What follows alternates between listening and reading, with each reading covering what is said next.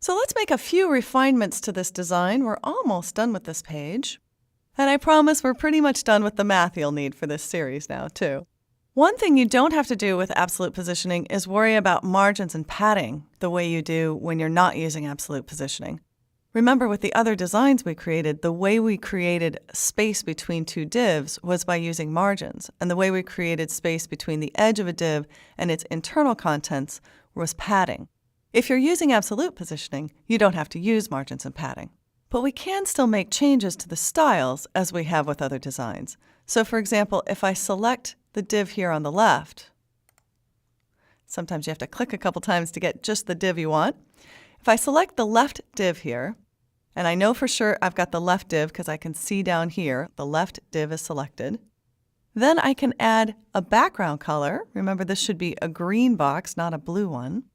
We can use the well here next to BG color, that's for background color.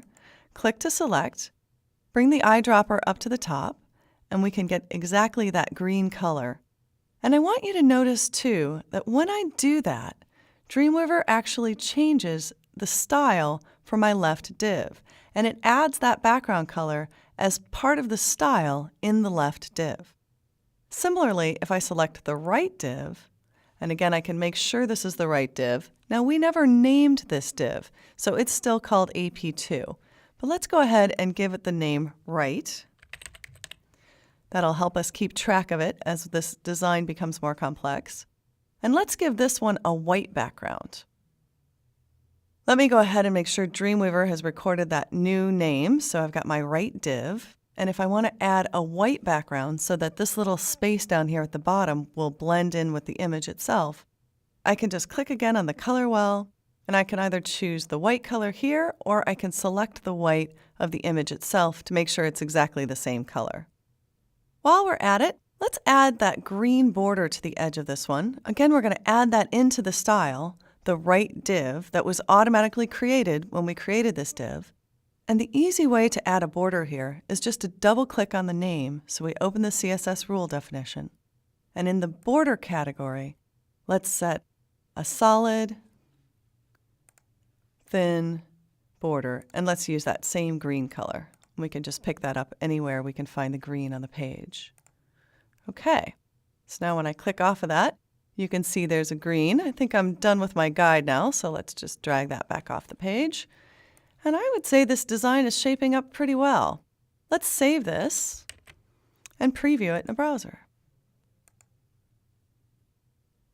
Okay, we've got our solo image. We've got our green area here with the tab.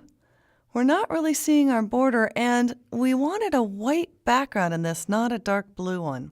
So I think you can see there's still a few refinements we need to make.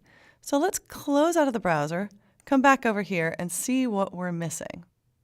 So if you want to have a white background behind all of this, like we have in the other designs we've created, remember the way we created this in the other designs we've done was by having a container that filled this whole main area and setting the background to white so that we had a nice white background behind all of the other elements in the main design area.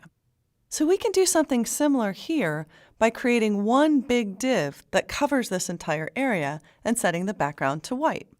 So let's go ahead and do that. Click to select the AP div.